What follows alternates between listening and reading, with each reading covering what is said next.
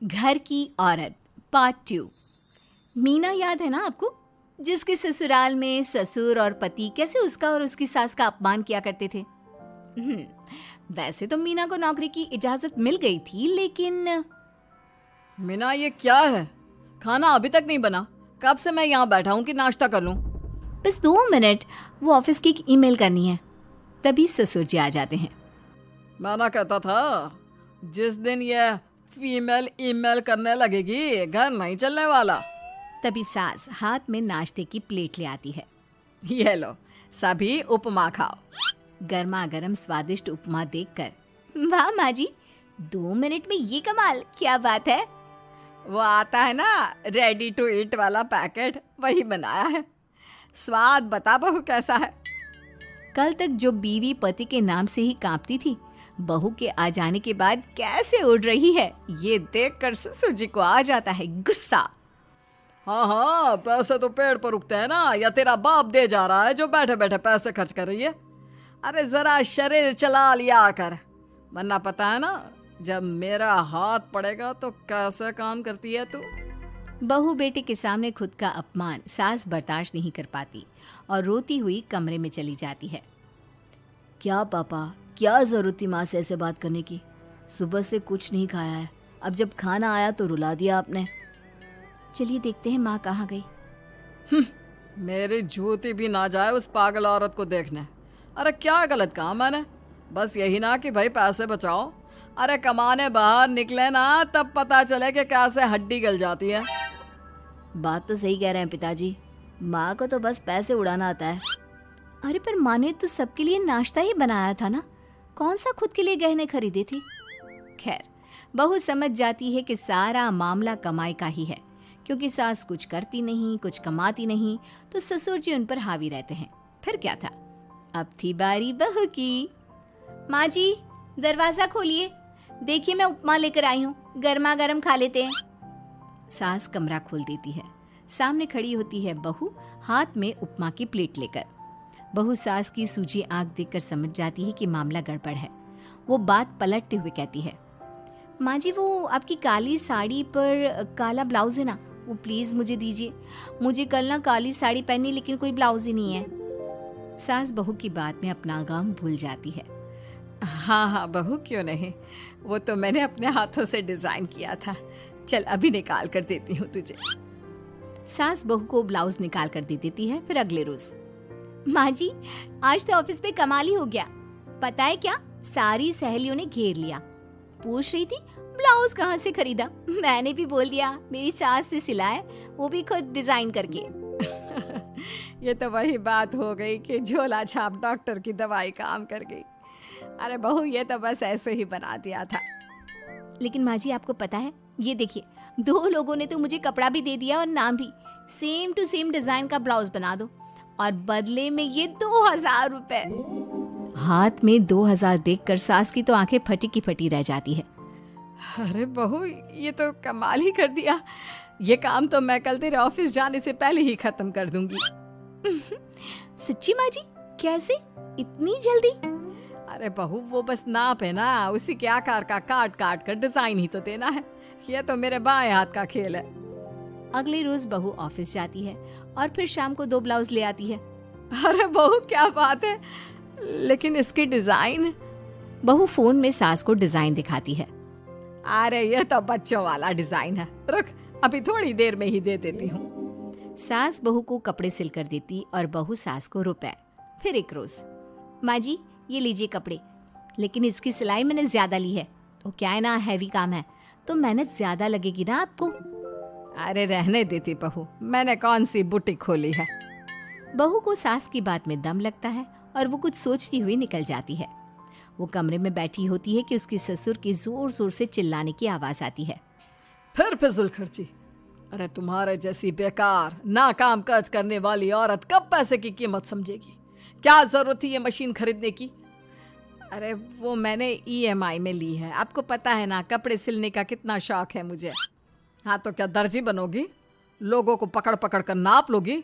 अरे कुछ तो शर्म करो। तभी बहू आ जाती है, उसके हाथ में चाबी होती है। माँ जी ये चाबी, मैंने चौराहे में आपके लिए बुटीक खुला है, पैसा लोन से लिया है तो काम करके आप चुका देना। और हाँ माँ जी, कल उद्घाटन है तो 11 बजे दुकान में पहुँच जाना, पूजा में आपको ही बैठना है। ये सुनकर ससुर जी आग बुबला हो जाते हैं। कहीं नहीं जाएगी ये, इस घर की औरतें बाहर नहीं निकलती। तू तो इंजीनियर है इसलिए तुझे इजाजत दे दी, लेकिन ये तेरी सास 4 अक्षर नहीं आते इसको। अरे रहने दे, क्यों पैसा बर्बाद करवा रही है। सास को डांटने की आदत ससुर जी को जो लग चुकी थी। सास बहू की ओर देखती है। तो माँ जी कल वक्त से तैयार रहना। ससुर जी आप ही तो माँ जी को कहते थे ना उन्हें पैसे की कदर नहीं है, तो अब वो खुद ही कमाने जा रही हैं। अरे और क्या पापा, देखिए मीना ने कितना अच्छा बुटीक खुला है माँ के लिए। अरे रहने दो, ये कुछ नहीं कर पाएगी, गंवार कहीं की। ससुर की रजामंदी ना होने के बाद भी सास काम करती है, लेकिन ससुर भी ससुर होता है। एक रोज सास देर से घर आती है। कहाँ घूम रही थी? या कोई वक्त है घर आने का? घर का ठेका क्या आप मर्द लेंगे? अब लगोगी रसोई में, क्योंकि तुम्हारी बहू रानी भी नहीं आई अभी तक। पापा आज बाहर से ही मंगवा लेते हैं। आज बहुत ज़्यादा काम था, किसी की शादी का पूरा कपड़ा सिलना था। कल उन लोगों की ट्रेन थी, खुद बैठकर काम करवा कर गए हैं। बहू ये पैसे हैं आज के गल्ले के, ज़रा संभाल ले। ससुर देख रहा होता है कि कैसे कल तक जिस औरत को वो बुरा भला कहकर डरा कर रखता था वो आज उससे ज़्यादा कमा रही है। देखते हैं कितना दिन कमाती है। ससुर अब रोज़ कोई ना कोई ऐसा काम करता जिससे सास का काम बंद हो जाए। फिर एक दिन, हे भगवान 10 बज गया, बुटीक खोलने का वक्त हो गया है, लेकिन ये मेरी साड़ी, इस पर ये क्या गिर गया? पता नहीं किसने क्या डाल दिया, अब क्या करूं? सास दोबारा अलमारी से दूसरी साड़ी निकालती है, फिर उसे प्रेस करती है और किसी तरह बुटीक पहुंचती है जहां पहले से ही कस्टमर खड़े होते हैं। अरे क्या हो गया? लगता है काम चल गया तो मैडम के भाव बढ़ गए। पता है इस धूप में पिछले आधे घंटे से खड़े हैं, पता होता तो वो बगल वाली शॉप में ही दे देते। अरे अरे माफ़ करिएगा, वो क्या हुआ ना, तैयार होकर निकल ही रही थी कि साड़ी में सॉस गिर गया। दोबारा साड़ी चेंज की तो आप आई। ठीक है, लेकिन अब आ गई है तो ज़रा जल्दी से कपड़े दे दो, हमें जाना है। सास को कस्टमर की बात बुरी लगती है, लेकिन क्या करती, वो जल्दी से सभी को सारा सामान देकर विदा करती है। सारा दिन काम करती है। वो निकल ही रही थी कि एक कस्टमर आती है। जी वो मेरी साड़ी है ना शादी की, उसका लहंगा बनवाना है। हाँ हाँ क्यों नहीं, बनवा लो। शादी की साड़ी के साथ इमोशंस जुड़े होते हैं। बिल्कुल सही बोला आपने, परसों मेरी शादी की सालगिरह है तो ज़रा बना देना। अरे नहीं, इतनी जल्दी कहाँ तैयार होता है शादी का लहंगा, कम से कम 4 दिन तो। देखिए आप 2 दिनों में जितना कमाती है ना वो मैं आपको 1 दिन में दे दूंगी। बस मेरी ये शादी की साड़ी का लहंगा बना दीजिए। सास को भी अब पैसे की लालच आ जाती है। वो सोचती है कि वैसे भी कोई अर्जेंट काम नहीं है तो वो मैनेज कर लेगी। अब ठीक है, नाप दे दीजिए। औरत नाप देकर वहाँ से चली जाती है। सास सोचती है कि घर जाकर रात में काम करेगी। ये सोचकर वो उस औरत की शादी की साड़ी घर ले आती है। वाह, अब काम घर पर भी ले आ रही हो। हाँ लेकिन घबराइए नहीं, घर के काम में कोई असर नहीं होगा। सास घर का काम करती है, बहू के साथ खाना बनाती है, खिलाती है और फिर। क्या बात है सासू माँ, बड़ी जल्दी जल्दी काम कर रही हैं आज। सास बहू को सारी बात बताती है। क्यों माँ जी, इतनी भी क्या मेहनत करना? अरे बात सिर्फ पैसे की नहीं है, बल्कि उस बेचारी औरत की इमोशंस की भी थी। ये उसकी शादी की साड़ी है ना। ससुर पास खड़ा सब सुन रहा था। अब देखो, बहुत काम करने का शौक है ना, कैसे भरे बाजार तुम्हारी दुकान खुद तुम बंद करोगी। जब सास पूरी रात काम करके सुबह लेटती है, मौका देखकर ससुर कैंची से साड़ी को काट देता है। अगली सुबह, चलो कल आधा लहंगा सिला था, आज पूरा करके शाम को ही उसे उसका लहंगा सौंप दूंगी।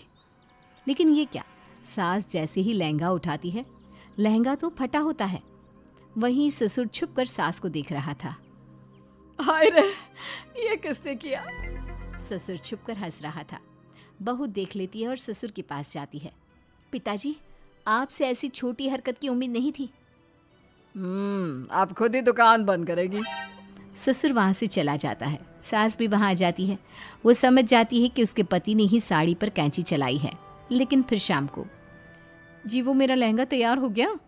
हाँ जी, मैं तो कहती हूँ कि आप एक बार लहंगा पहन कर भी देख ले। औरत लहंगा पहन कर आती है और खूब खुश हो जाती है। अरे ये लहंगा है ना अंकल जी कमाल का, आंटी जी ने बनाया है, बिल्कुल लेटेस्ट डिज़ाइन। औरत सास को ढेर सारे पैसे देकर चली जाती है। लेकिन मैंने तो ये औरतों का फैशन है, कहीं से सिल दो या कहीं से काट दो, फैशन ही होता है। चलिए शाम का खाना मेरी तरफ से, आज आपका जन्मदिन है ना, रिटर्न गिफ्ट तो बनता ही है।